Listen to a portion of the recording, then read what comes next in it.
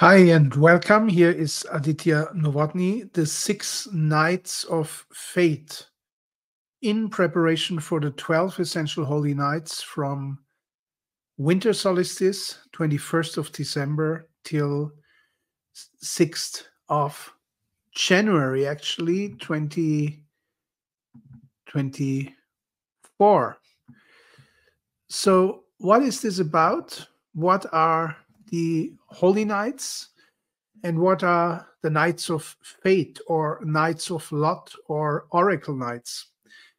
The year comes to its darkest period in the northern hemisphere of our planet by the end of November. This is when the Advent time starts, a time of turning inwards. In Christian tradition, we are lighting 4 candles on the 4 last Sundays before Christmas. And this is traditionally a time when all dance stops. And then we go into winter solstice, the Christmas holidays, and the 12 holy nights from 25th of December till including 5th of January, the 6th of January being Epiphany, the day of the 3 wise men from the east. And these days are a portal where right after winter solstice, the inner world opens up and there is a connection between the days and the months of the next years. And this is something thousands of years ago, farmers, people who lived in nature, Celts, Germanic people, they have figured that out, that the 25th of December corresponds to January. 26th of December corresponds to February. 27th of December corresponds to the coming March.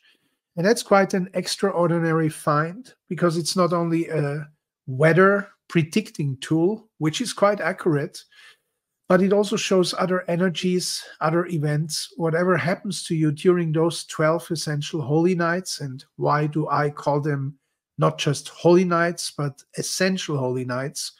Because we are using essential oils in order to magnify the experience. And this is something that is coming up. I'm giving the 12 essential holy nights already in the 5th or 6th year, 2018, 19, 20, 21, 22, 23. It's the 6th year.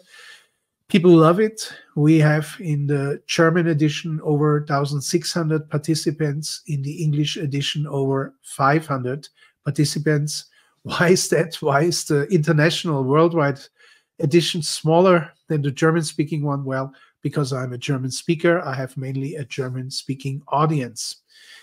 However, it's a real journey, a real adventure. And this year, for the first time, I present something that has been basically lost in tradition. And these are the 6 Nights of Fate. And I will make the picture here bigger. These Nights of Fate are Oracle Nights, Nights of Lot. And they start on November 24th, in the night of November 24th to 25th of November, when the sun goes down. So basically from sunset on the 24th to sunset on the 25th is that first night of fate, which is attributed to St. Catherine of Alexandria.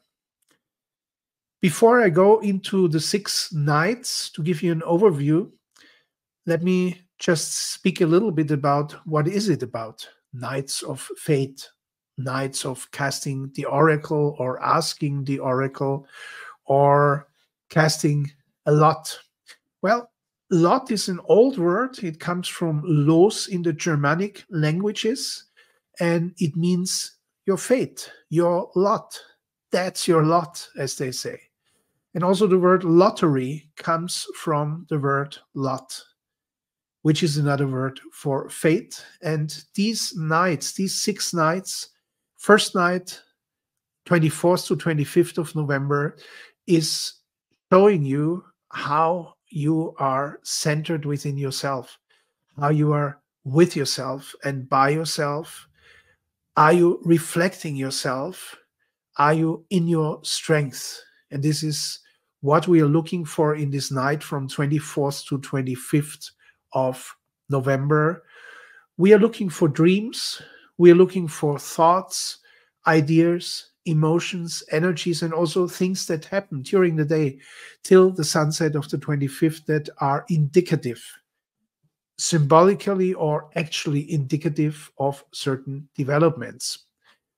St. Catherine of Alexandria was a very strong woman. She grew up in a time when women didn't have such a strong standing. She lived sometime between the 3rd to 4th century after Christ. Some other sources said 5th to 6th century, and some other sources say she didn't even exist. She's just a legendary figure. I will go into that later. Now, before we go into the story of St. Catherine and then we do some real oracle work, and I will not ask you to cast runes or I Ching sticks, or for that matter, draw tarot cards. I believe in human consciousness. I believe in the human spirit, and that we ourselves, without additional tools, can gauge or gauge whatever is going to happen. If we use certain techniques, and I will show you one of these techniques today. However, I found in the last 15 years or so that the use of essential oils can greatly magnify these spirit gifts that we have. Like native Indians use herbs, use holy smokes, and like essential oils actually have come quite strongly to the modern consciousness because they have frequency, they have a scent, they go to various brain centers, but they also work on our ethereal body, our energy body, with those molecules that only essential oils have, ethereal molecules, which is this stuff that is really penetrating and going everywhere. So let's look at the 6 nights of Lot, or 6 nights of fate, before we're looking at St. Catherine and the fascinating story of this powerful woman. And then we are going to do the divination, if you so wish to call it. I rather call it a meditation that enables you to be an antenna for things that are about to come as the year comes to an end. First night, as I said, reflection, going inwards, finding your inner strength. Second night, the night of St. Andrew, 29th to 30th of November. The quality of this night is all about your love and your connection situations. Third night is the night of St. Barbara of Nicomedia.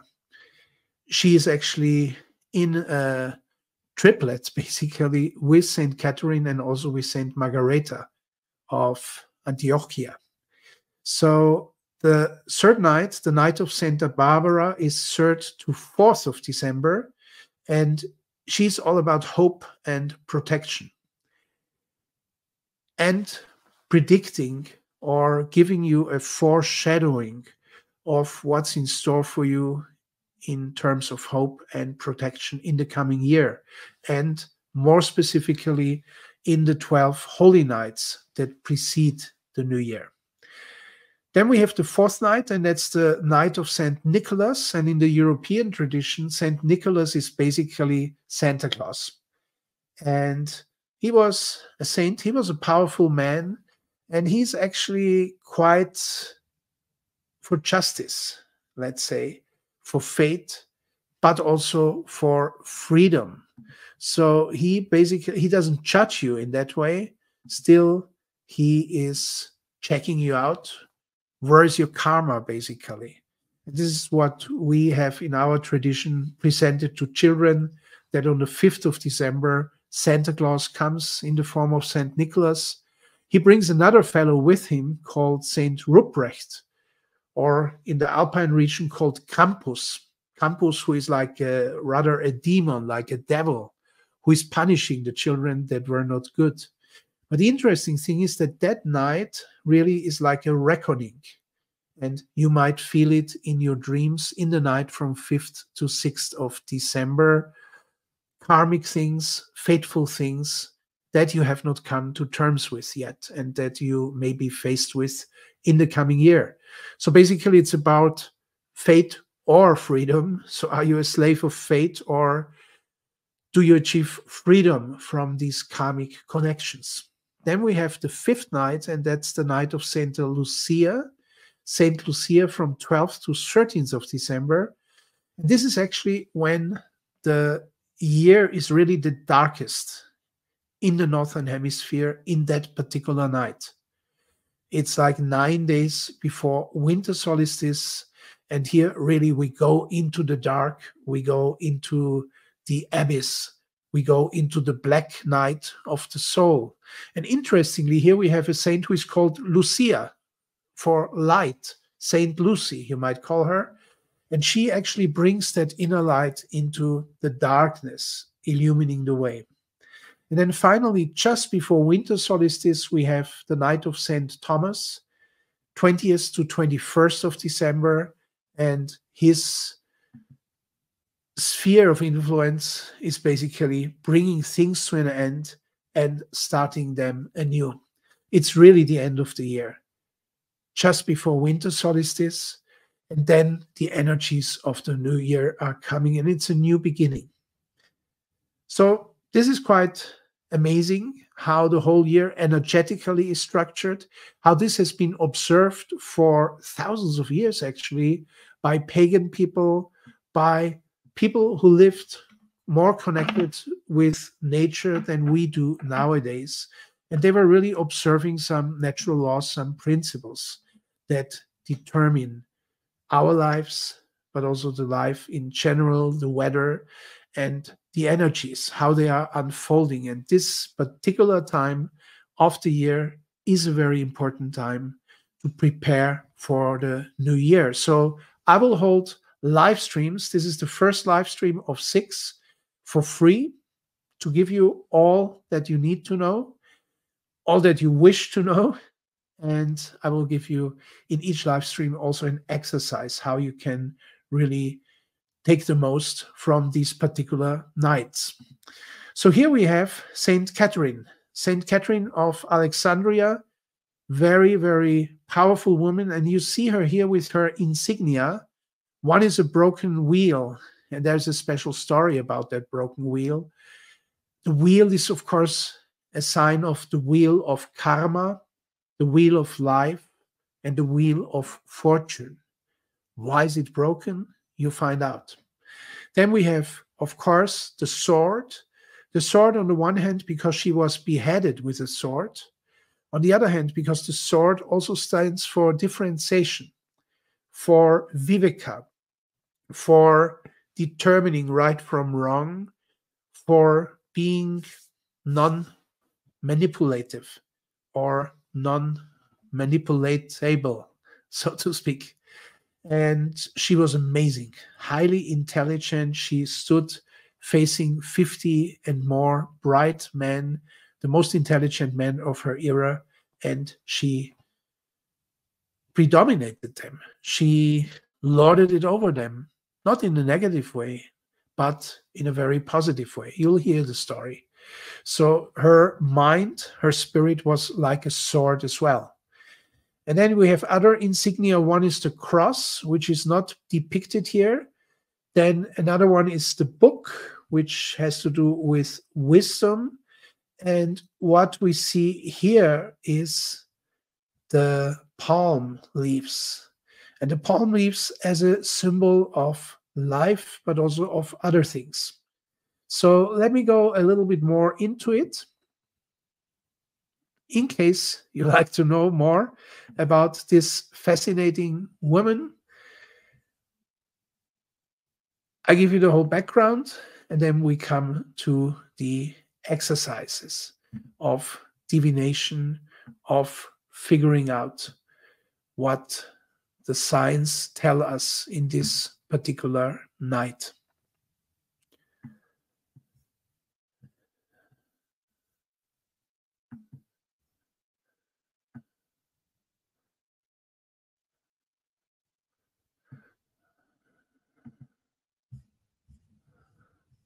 My presentation doesn't move, funnily.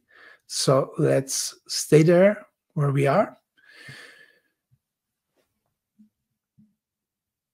And I'll open another page. So Catherine of Alexandria was a beautiful, beautiful woman who was desired by many men.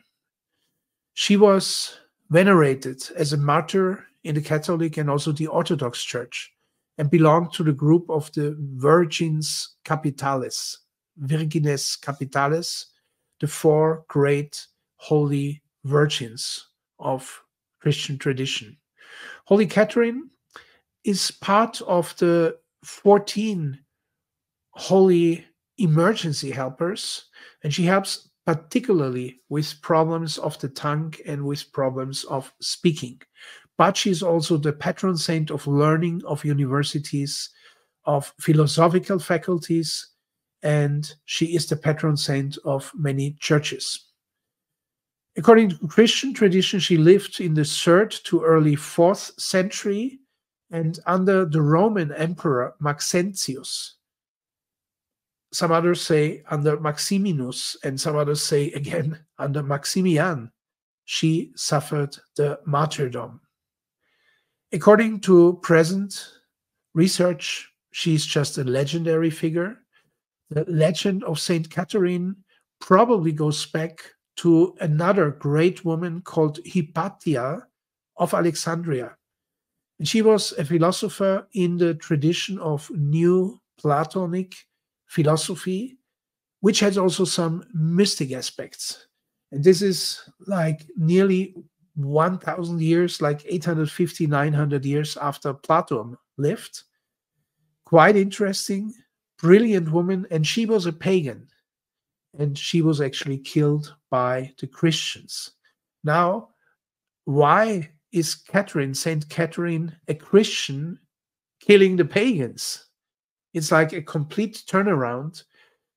There's a very typical reason for that, and that is that Christianity in the early days, whenever there was a power place where Celts or Druids or Germanic people built their temples, their holy places, then as soon as the Christians would come, they would build a church on that place. Also, Winter Solstice was an important celebration of the year for the Germanic people, for the Celts, for Nordic people, for the Slavic people, and so on. But of course, them being pagan, they were put down, and church took over, Christianity took over, and they installed Christmas, the festival and celebration of Christmas, instead of winter solstice. So they did with many personalities that twisted the story a little bit around, so to give the Christian heroes the possibility to shine. In this case, even a woman who probably did not even exist, but was a complete reversal from a non-Christian pagan philosopher with a mystical touch, Hypatia. And she was murdered by Christians in 415, 416, Hypatia. Now let's go back to Catherine. According to legend, even though she maybe did not exist, she was a blessed virgin, extremely beautiful, and she had very deep inner experiences with Jesus. And she liked to wander in the woods and had unions, spiritual unions with Jesus. At one point, she married Jesus inwardly. And while she was roaming in the forest, she came across an eremit, a man who lived totally in the woods. I looked that word up for you because I'm not sure if it's the correct English word. Yeah, a recluse, a hermit. And that hermit with shining eyes and very open eyes, perceptive eyes, he noted that she was not of this world. St. Catherine was not of this world. She was just wandering around looking for something else that is not of this world. And although she was so beautiful, no man could get her because she resisted any advances by any man. So,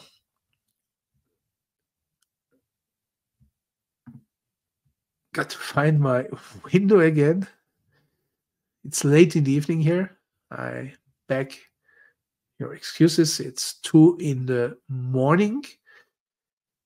And yeah, here it is. Wonderful. See you again. Oh, wow. Lurleen Barnett.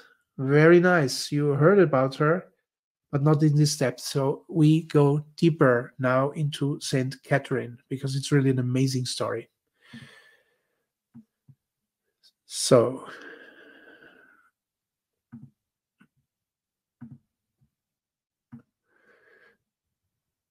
she was the extremely beautiful daughter of the pagan king Costus and his wife Sabinella from Cyprus, who lived 300 after Christ in Egyptian Alexandria. And this hermit basically led her to the Christian belief and led her to have this spiritual union with Jesus. Now, the Emperor Maxentius, who was a pagan and who regularly killed Christians and let them die the death of a martyr, he again had condemned quite a number of Christians to death. And Catherine came from the forest, came from her union with the Christ, was strengthened and fortified in her spirit. And she stood right in front of the emperor and said, "Why do you not come over to become a Christian? Why do you not convert? Why do you have to kill all these people? Why do you have this kind of sacrifice of God-loving people?" Now, Emperor Maxentius didn't like that straightforwardness, especially think about the time 300, 400 years after Christ. That was not the time when women were typically very self-confident, facing men, not to speak of facing the emperor like that. And he actually told all his main philosophers and learned people, his pandits, 50 of them, to engage in a discussion with her and basically to convince her that she was wrong and that she should convert to paganism again. And in this discussion with the brightest 50 philosophers and pandits of King Maxentius, Catherine was so influential and so brilliant that actually these 50 learned men converted to Christianity. And they didn't manage to convert her to paganism. Now, when they returned to the emperor had them all killed, had them all burned actually on the pyre. Now, the wife of Emperor Maxentius was really impressed by this. And this emperor's wife, Faustina was her name, went into the prison cell where they kept Catherine and tried to talk to her heart and tried to get her to paganism. But even the empress, Faustina, the wife of Emperor Maxentius, was converted to Christianity. What happened? The emperor killed even his own wife, Empress Faustina. Now, Catherine was put in dark, tiny cell, really like very lonely. And she didn't have anything to eat. And she got heavy, let me look that one up. She got heavy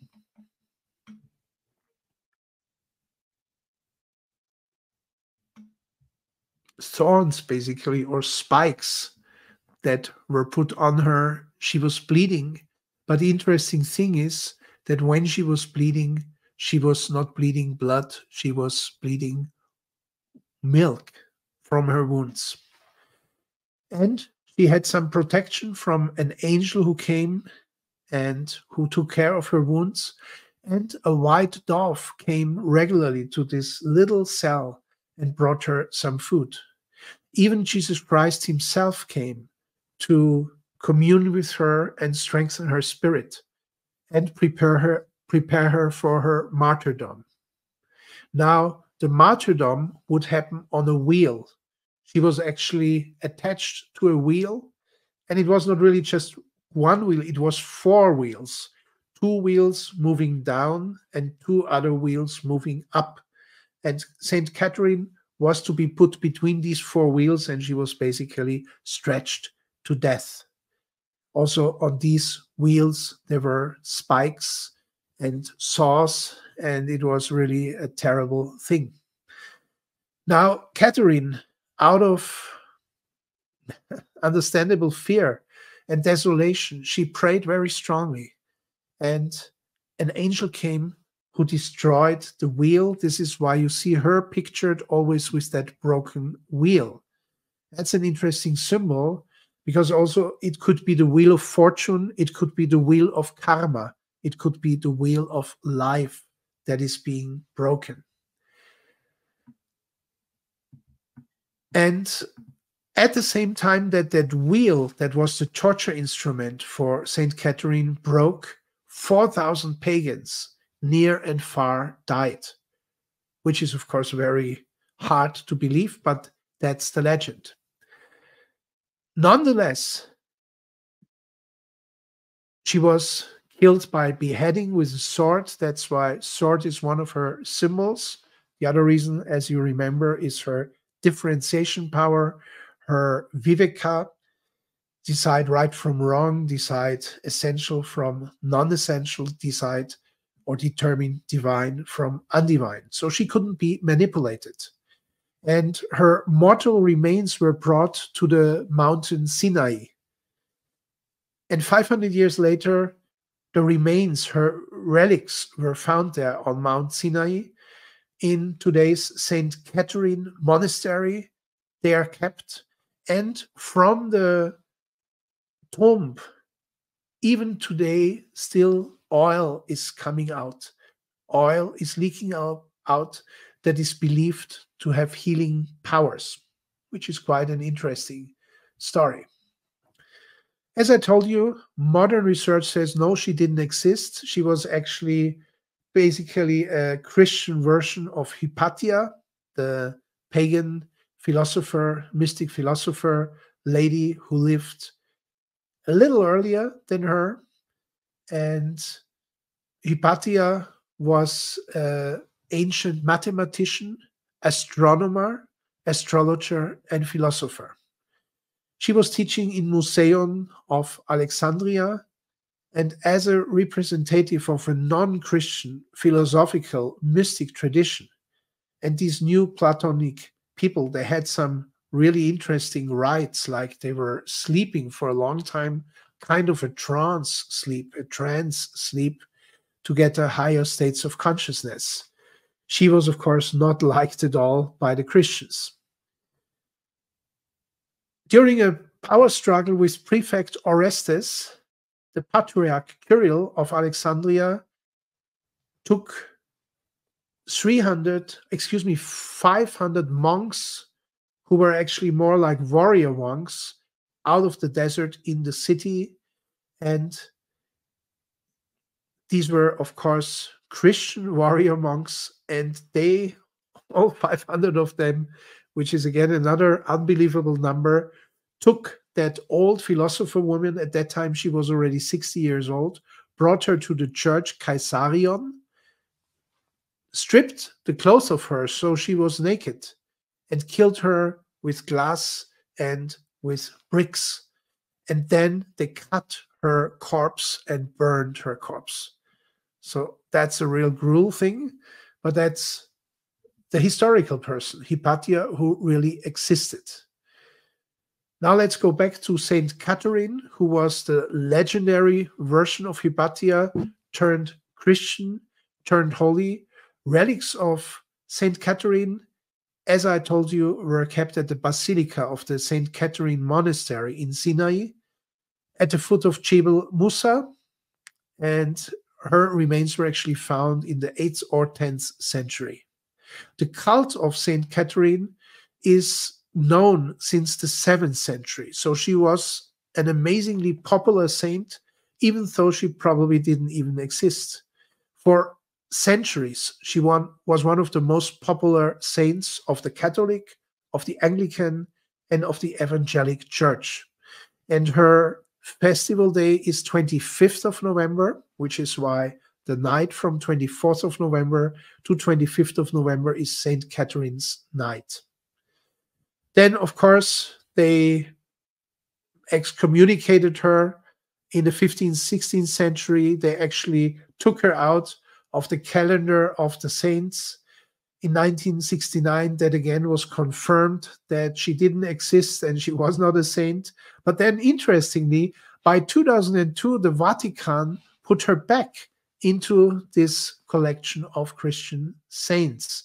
Why? Because people even loved her so much to this day. Now, in medieval belief and in folk belief, there is a saying that goes, Catherine stops the dance. Catherine stops the dance. And this is because the 25th of November is like the last day before Advent starts, these last 4 Sundays before Christmas. And this is analog to the fasting time before Easter, a time of going inward, a time of reflecting, a time of atoning yourself, coming to terms with yourself. It's a so-called closed time of preparation for winter solstice and for Christmas. And in this closed time, dancing festivals were forbidden. So from St. Catherine's holiday or festival day onwards, it was not allowed to dance anymore till beginning of January.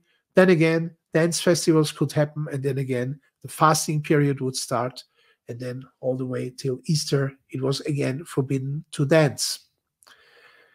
She's the patron saint of Canton Wallis in Switzerland, of the capital city of Sion, as well as of a number of cities in Switzerland, Austria, Germany, and Poland. And she is the protectress of maidens, virgins, and also married women, as well as of philosophers, theologists, learned men, teachers, students, lawyers, notary publics, as well as a whole number of regular blue-collar jobs. She's also protecting churches, universities, and schools, as well as libraries and hospitals. She has the special power, and she is called upon when people have a migraine, and she takes away the migraine. She preserves and protects the crop, and she is especially in charge of problems with the tongue and with speaking, as well as finding people who were drunk. And I don't mean drunk with alcohol. I have to find that one also. Drunk in water, a drowning victim who were drowned. Okay, so it's a big difference between drunk and drowned. All right, so iconography. She's always shown with the attributes of the wheel, the broken wheel. Again, this connotation with the wheel of fortune, with the wheel of life, with the wheel of karma that is broken. The cross, showing her affiliation with the Christ. The book, showing her learnedness. Then she had a crown as well. And she had that twig of the palm tree, and she had the sword. And the palm twig and the wheel and the sword were attributes of her martyrdom, while the crown was a symbol of her victory over the senses, victory over the flesh, as she kept her blessed virginity all the way till the end. Now, there is a very interesting poem, and it rhymes in German. It won't rhyme in my translation. And that is Saint Margaret with the worm, and Saint Barbara with the tower, and Saint Catherine with the wheel. These are the 3 holy maidens. Saint Margareta with the worm, what is meant with the worm, a snake, a dragon, a symbol of the inner power, the Shakti power, which of course, she being a powerful woman, and she was also later beheaded because she was a wise woman. She was a woman with mystical powers, with inner powers. And she was dealing with that snake energy or dragon energy or Kundalini energy. And that's why even this poem says Saint Margaret with the worm, Saint Barbara with the tower. She was a very powerful woman towering over others. She was feared. And St. Catherine with the wheel, where she was actually, they tried to kill her and the wheel broke and she couldn't be killed by that. These are the three holy maidens. Now let's go into looking, what does this all mean? We have holy women, wise women appearing throughout history. And by the way, here you see them, St. Margaret, in the middle, of course, St. Catherine and St. Barbara, together with 14 emergency helpers, as they were called. They were all virgins.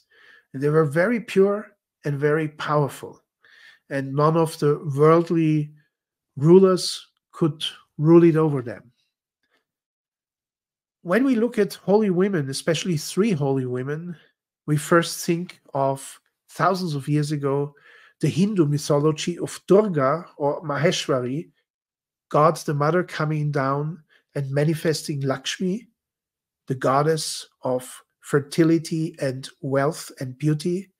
Then Saraswati, the goddess of wisdom, learnedness, and also music and science.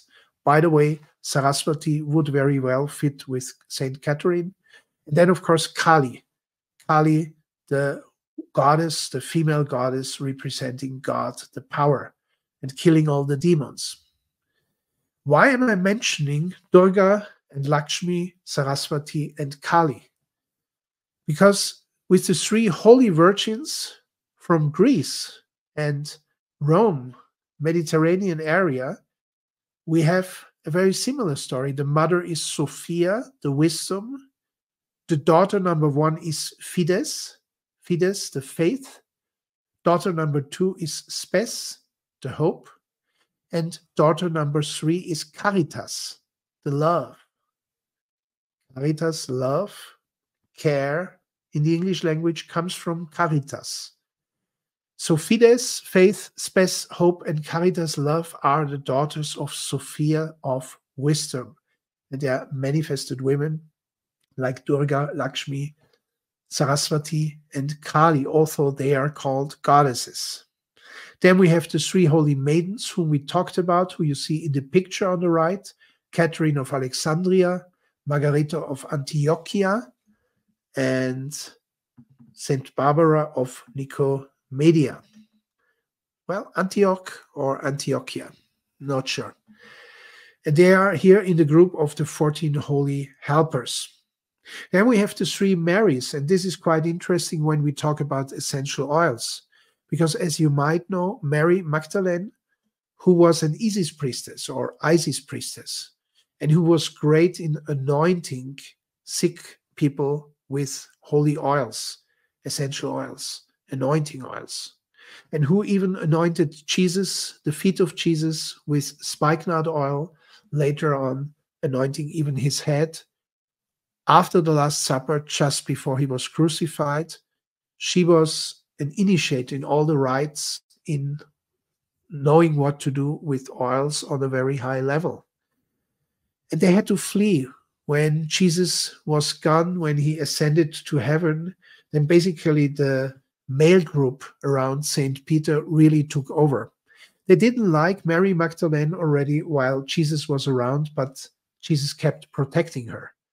Remember maybe the situation when they said, oh, she's a prostitute, she's a bad woman, and they wanted to start throwing stones on Mary Magdalene. And Jesus spake, leave her alone. Whoever amongst you is without guilt shall throw the first stone. And then, of course, nobody threw a stone. Also, in another instance, that was when she was massaging the feet of Jesus with spikenard oil. Judas, of all people, spoke up and said, "Why does this stupid woman waste the precious oil? We have so many poor and sick people. We should use the oil on them." But Jesus stopped Judas and said, "Let her do her good work.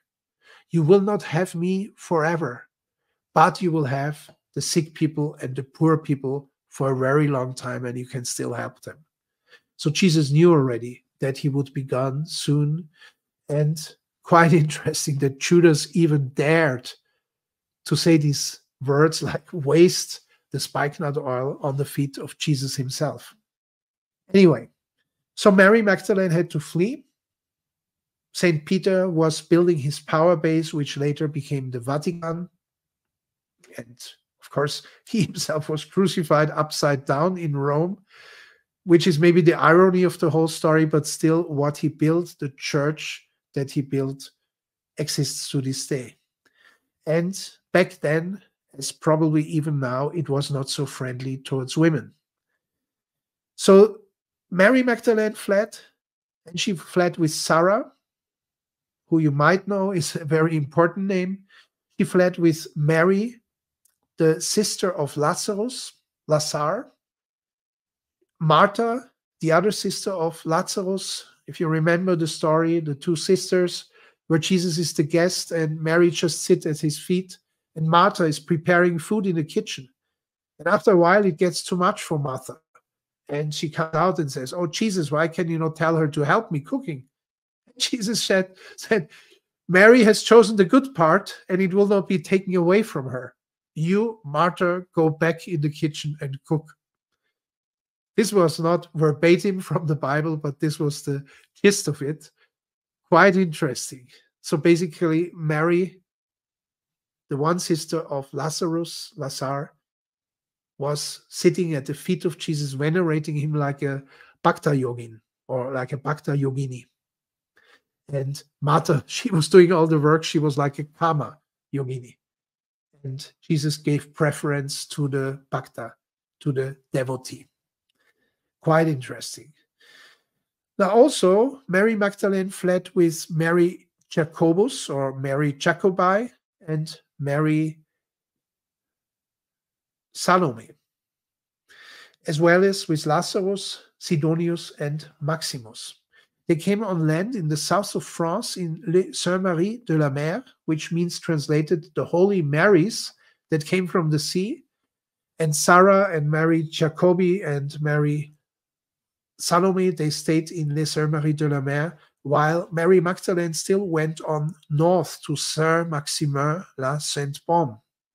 And this is a very beautiful place. I went there already 5 times. In the crypta of the church is still the skull of Mary Magdalene. It is believed to be the skull. Some people say, no, it's a fake. Well, I meditate in this crypta for hours. And I have to say, the atmosphere, the energy is quite genuine. Also in this crypta is buried Sidonius and Maximus and Lazarus. And that is in Saint-Maximin-la-Sainte-Baume. And the holy mountain, La Sainte-Baume, is not far away. And there, Mary Magdalene lived for another 30 years after fleeing from the Holy Land, this whole group that I told you about. And in that cave where she lived, which she called the Oil Cave, she even came across Druids, because La Sainte-Baume, that mountain, was the southernmost mountain of the Druidic tradition. As you know, they go all the way to northern France and even to England. One of the main centers of the Druid tradition was Glastonbury. And it's another interesting story. Mary Magdalene was often dressed in green sleeves. And it is believed by the Druids and by tradition that that melody of the song Lady Greensleeves goes back to Mary Magdalene. So if you ever had a liking for that melody, of Lady Greensleeves, maybe you have a connection with Mary Magdalene. However, the text of that song is a love song text, a medieval love song text. So the melody is much older than the text that was later put on top of Lady Greensleeves. Why did Mary Magdalene wear green sleeves? She said that working with the plants, the green color put her much more in synchrony with the plants, and she could harness the powers of the plants much more and work much better with the plants.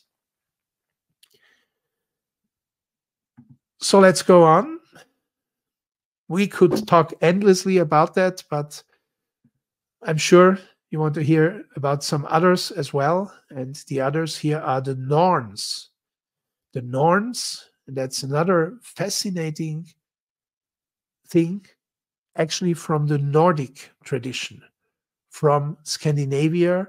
In Norse mythology, the Norns, called Nornir in Old Norse, are female beings, divine female beings who determine fate. Like St. Catherine with her sword, with the broken wheel of life, is said to determine fate in the night of St. Catherine, which is why divination is very easy to do in this particular night from 24th to 25th of November. And also, of course, the goddesses, Durga, Kali, Saraswati, and Lakshmi. And here we have the Norns, female beings who are believed to be divine, who determine fate, and some of whom are said to descend directly from the gods, similarly like Durga, while others derived from dwarfs and elves. Within Indo-European religions, and that's quite interesting, Indo-European, that connection between India and Europe, which you see here in these very similar legends and mythologies, they are related to the Roman Parse. Parse, I'll highlight it, and to the Greek Moors. The Greek Moors. So you see the same basic thought of holy women, particularly 3 holy women appearing here, there, and everywhere. And usually they are virgins. Usually they are aloof from men. They don't find men very attractive. And usually they had great healing powers. And they had a great spirit. So what does this tell us? If we come back to the night of St. Catherine, and what we are going to experience now during this night. It's a night of reflection. It's a night of meditation. It's a night of introspection. It's a night of watching for signs, which dreams come, which energies come, which thoughts come, which emotions come. But the night does not end in the morning. Actually, it ends only at sunset on 25th, so it's basically a 24-hour period. And it is said if you spend this time in really looking inside and introspection and divination and becoming more clear about yourself, who you really are, then this is an ideal time to find your inner strength, and this is a perfect time to prepare for the new year. This is the first of the fateful nights or nights of fate that actually in tradition are called nights of lot, but you won't find that term anywhere. Most people know only about lottery or about that's your lot, but the nights of lot, that term has been lost. So now let's go to work. We start with sacred frankincense, and of course we are using the essential oils of Young Living, as we will be using also in the Essential Holy Nights from 21st of December to 6th of January. And you first start with aromatic inhalation right from the bottle. Aromatic inhalation of oils is actually the classical form of aromatherapy, and believe it or not, the most potent one. Why? Because through the nose, the oil goes to all the brain centers, higher brain centers, limbic system, central nerve system, and it really has the strongest effect. Even if you would put the oil on your hands and you activate it, we call it activating, turning it 3 times clockwise, and then inhaling from it. What you're inhaling from your hands smells differently than what you are inhaling directly from the bottle. Why? Because your biochemistry, your skin interacts with the oil immediately, and you will notice the oil smells different from your hand than from the glass bottle.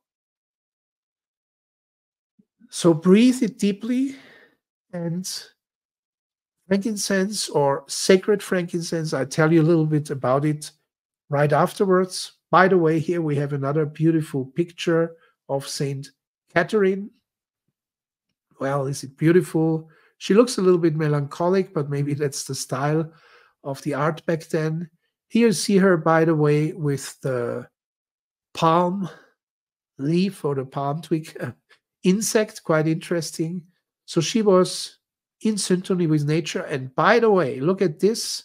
Not only Mary Magdalene was wearing green sleeves, also St. Catherine was wearing green sleeves, and she was well versed with the plants and with natural medicine. Okay, do we find anything else further down at her feet? Yeah, you see to her left, on our right, you see the wheel with the spikes on which she was tortured. Actually, it was 4 wheels. And interestingly, this wheel is not even broken. So this is what we can see here. Here it's mainly the palm twig and the wheel. So please take 1 or 2 drops of oil from sacred frankincense. And if you don't have sacred frankincense, use regular frankincense. Activate it 1, 2, 3 clockwise. Apply it on your crown first. Then on your, you don't see me. I have to put myself in the picture. I'm sorry. Let's do it like this, compromise. Okay, you activate sacred frankincense, the oil. Apply it on the crown chakra, on your forehead, on your neck, just at the base of the skull, very important point, on your larynx, and in the center of your chest, on your spiritual heart center. These 5 spots is enough. Of course, you can put frankincense or sacred frankincense all over, but these 5 spots are plenty. The crown, the forehead, the neck, the larynx, and the center of the chest. Now, please take the bottle of sacred frankincense or frankincense and start inhaling really deeply. And imagine that you are inhaling through the heart center, the spiritual heart center, deep, deeper, deepest inside, as if you were breathing in miles deep into an inner space inside you that is infinite. So, of course, geographically, your body, or in space dimensions, your body ends soon. But here in this heart breathing with the oil, you feel like it goes deep, deeper, deepest, miles and miles deep within. And then you exhale, and you exhale through the crown, and you imagine you are breathing out through the crown. And this upward going breath is connecting you with your source, with your highest source, with your source divine. If you like, you can, of course, apply another drop just on your crown and just on your heart center, spiritual heart center.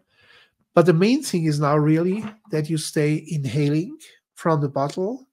You breathe in here, deep, deeper, deepest, and you exhale here, high, higher, highest. Inhale through the center of your chest, deep, deeper, deepest. Exhale through your crown, top of your head, high, higher, highest. Inhale like you're inhaling into infinite inner space, deep inside your heart. Exhale like you're exhaling to high above your head, connecting you to the spiritual spheres. And please continue doing this inhalation through the heart, deep inside, and the exhalation through the crown, high above. Inhale, deep, deeper, deepest. Exhale, high, higher, highest. Inhale, deep, deeper, deepest. Exhale, high, higher, highest. Inhale through the heart, deep, deeper, deepest. Exhale through the crown, high, highest. All the while, you are breathing sacred frankincense, and you're just taking in the scent, you're just taking in the atmosphere, you're just taking in the energy while you continue doing this form of breathing. Now, what is it good for, will you ask? Well, deep inside we have what is called the soul, or the divine spark, or the self. It's something Jesus speaks about when he says, the kingdom of heaven is nearer to you than hand and feet. The kingdom of heaven is within you. So this is what we mean here, and it's like an infinite space, that kingdom of heaven within you. But then again, we have our Creator above and beyond, high above our crown chakra. You know that even the Holy Spirit, the flame of the Holy Spirit, appears above the heads of the apostles at Pentecost. So God, the origin, the creator of all that exists, high above, far beyond, above and beyond. And still, by this form of breathing, we are connecting with the divinity within us and with the Creator above us. This is, by the way, an excellent technique together with frankincense when you do any kind of prayer, when you do any kind of meditation, when you do any kind of introspection. But here, it is just the preparation, because the real thing comes now. And as you remember, the night of St. Catherine is a night of foretelling, a night of lot, a night of oracle. And we use the oil cistus. And cistus, also called rose of Sharon, is a rocky rose that grows in the southern region of the Mediterranean. And it has a scent of truth. In fact, it is the preferred oil of those who see the truth, seers, as well as of prophets. And prophecy and seeing was often done in connection with cistus. So now that you have opened your channels deep into your heart and then high above your head, now we go in the second stage to cistus, and we are inhaling this scent of prophecy, this scent of truth telling.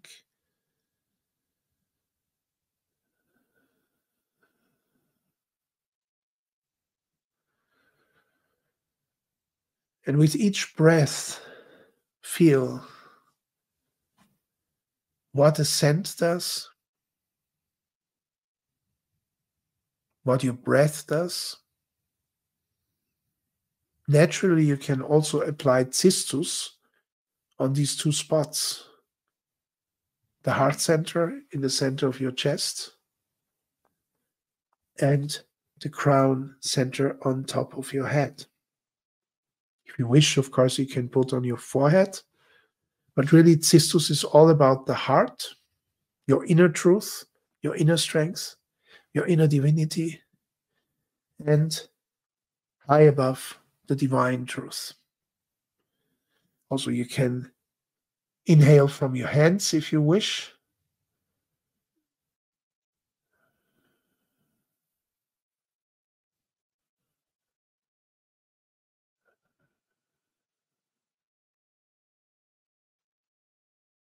Or you can do the aromatic application right from the bottle, which is classic aromatherapy.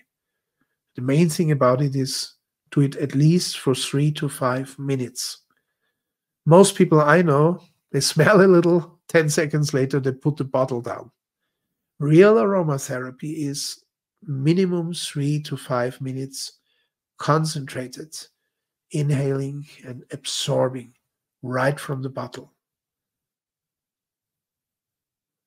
If there's one thing you take away from that video and which really will change your life if you adhere to it, is doing this in the morning and in the evening with an oil of your choice.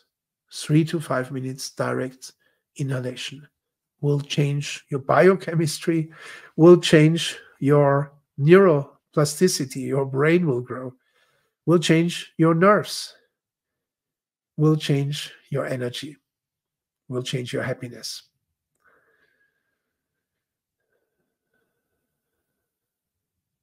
So this is the fragrance of truth. And it's been used by prophets of old to see, to foretell, but most importantly, to know truth. Of course, it's nice to know the future, but the real precious thing to know is truth. And so cistus is not just a fragrance of prophecy, it is a fragrance of truth, and it is regarded as only inferior to frankincense. These are said to be the highest oils. Frankincense, particularly sacred frankincense, which can connect you to the highest, to the absolute, to the spheres of light, and cistus, which can connect you to your inner truth, to your inner strength. Now that you have done it once, I ask you, when you go to bed tonight, do it a second time. First with sacred frankincense and then with cistus. By the way, that's still an old bottle with the old label. And then in the next morning, when you get up on the 25th of November, first thing you do a third time this exercise with sacred frankincense and then with cistus. Until sunset on the afternoon of 25th of November, watch carefully, observe what impulses come, what happens, who crosses your path, which incidents take place, which dreams do you have, which thoughts come up. Because all this, what happens in this period between sunset of 24th to sunset of 25th of November, are signs and portents. And with these two oils and with the technique that I showed you, inhaling, exhaling through these two gates, you will go into a very perceptible state where you will notice more than you have noticed or observed before. I hope you like it. And please write in the chat if it helped you, or write in the chat if you didn't like it. Write in the chat if you like the scent of cistus or of sacred frankincense. And also, what interests me, is it possible for you to even imagine to inhale here and to exhale here? Because, of course, you will inhale and exhale normally through your nostrils or your mouth. It's just an imagination to breathe in here, deep, deeper, deepest, and to exhale here, high, higher, highest. So how did you feel about doing this breathing? Carita Morales, fantastic. That is true. Your name, Caritas, Carita, care, which means love. Love is care and care is love. Caritas, Carita is love. Okay, and you are, of course, in Thailand, I believe, or in Malaysia. You are in Thailand. I'm sorry telling this when it's already early morning in Asia. Still, it's still on St. Catherine's Day because it goes all the way till sunset on the 25th. So you can still use these techniques.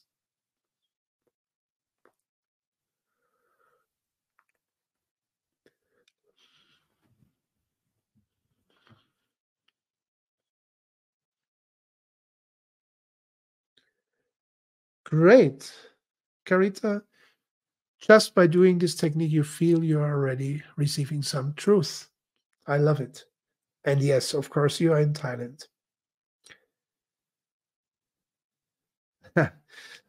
Laureline says, thank you. I wish you could see the picture of my dog and kitten with their feet off, stretched out, listening to. That's fantastic. Yeah, and Laureline, I was thinking today for hours about Pat McLean. For hours, because the last time I spent with Pat McLean, 5, 6, 7 hours, was in Sir Maximin La Sainte Baume. We were together in the crypta of Mary Magdalene. Then we ate lunch. We ate an ice cream. It was a lovely June summer day together with her husband, Michael. And she was so strongly present today, Pat. It was absolutely amazing. I think she's also among us right now as we are having this live stream. And having this live stream to Thailand, to America, to Germany, we are on 3 continents at least. Yeah, she has that effect. Beautiful. Okay, so let's go on. What else do we have? So you are invited to participate in the 12 Essential Holy Nights. Design, create, and manifest your upcoming year using ancient secret rituals. It's now more than ever important that we take our fate, our lot, into our hands. We live in a time of radical change, and each one of us has an impact. Each one of us makes a difference. So the Essential Holy Nights take place from 21st of December till 6th of January. And we always have some who also participate in the whole Essential Holy Nights year. And the Essential Holy Nights year goes from 7th of January. So the moment we are out of this portal that are the 12 Essential Holy Nights, we are moving into the year, and we have additional meetings each month till the next winter solstice comes along. So basically, outside of these portals,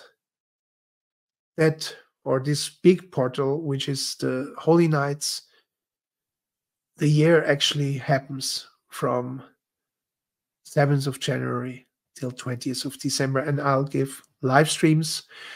If you just participate in the Essential Holy Nights, it's 15 live streams because we have 2 preparatory meetings. Then we have 12 meetings for the 12 Holy Nights. And then we have the final one, the 15th one, which is Epiphany, the 3 Kings night, the night of the 3 wise men from the East. And then we have 12 more for each month of the year if you're participating in the Essential Holy Nights year. The link is there.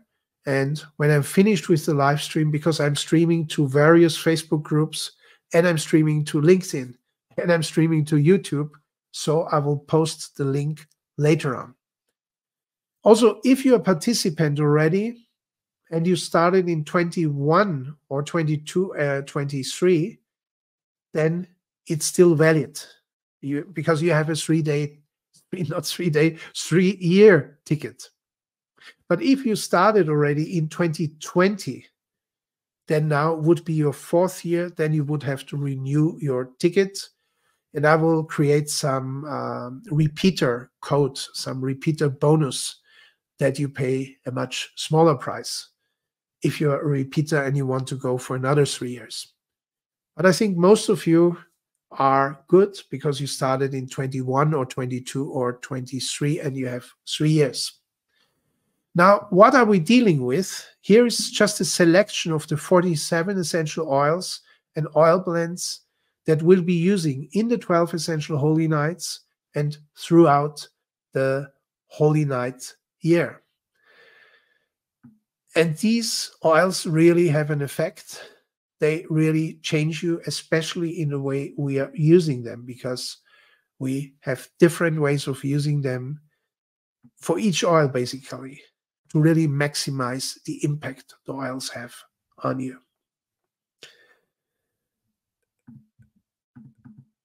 So if you would like to register, that's the link. I will post it as soon as the live stream is finished in the various locations where this is streaming live.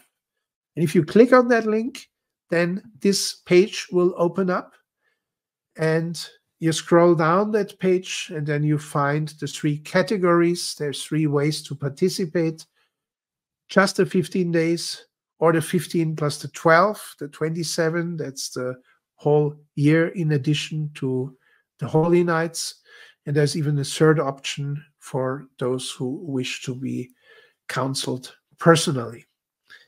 And you will see that the basic price is $97, which is amazing for 3 years and 45 meetings.